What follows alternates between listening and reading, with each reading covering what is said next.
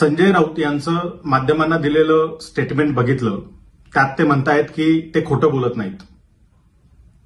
मात्र महाविकास आघाडीच्या जागा वाटपासंदर्भात माध्यमांना माहिती देताना केवळ वंचित बहुजन आघाडीमुळे हे जागा वाटप रखडलंय की काय अशा पद्धतीची माहिती दिली जाते.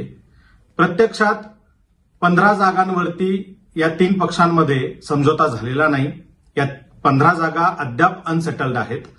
त्यापैकी 10 जागांवरती काँग्रेस आणि शिवसेना या दोन्ही पक्षांनी क्लेम केलाय, दोन्ही पक्षांनी दावा ठोकलाय. तर 5 जागांवरती शिवसेना, राष्ट्रवादी आणि काँग्रेस या तिन्ही पक्षांचा दावा आहे. अशा 15 जागांचं वाटप अद्याप आपण करू शकलेलं नाही आहात, ते झालेलं नाहीये. या बाबतीत एक चकार शब्द काढला जात नाही. मात्र माध्यमांशी बोलताना वंचित बहुजन आघाडीमुळेच जणू काय जागा वाटप रखडलंय अशा पद्धतीचं चित्र तयार केलं जातं आणि वंचित बहुजन आघाडीच्या माथ्यावर खापर फोडण्याचा प्रयत्न केला जातो. हा थांबला पाहिजे. जर तुम्ही सांगताय त्या पद्धतीनं जर तुम्ही खोटं बोलत नाही तर येत्या 24 तासात या 15 जागा डिक्लेअर करा.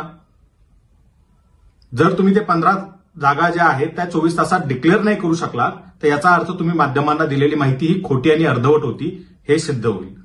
आपण 15 जागांचा वाद मिटवावा हे सुरुवातीपासून वंचित बहुजन आघाडीची भूमिका राहिलेली आहे. त्या बाबतीत आम्ही बोलत आलेलो आहोत. मात्र माध्यमांचा उपयोग करून आम्हालाच बदनाम करण्याचा प्रयत्न केला जातोय, तो थांबवण्यात यावा असं आम्ही या ठिकाणी आवाहन करतो.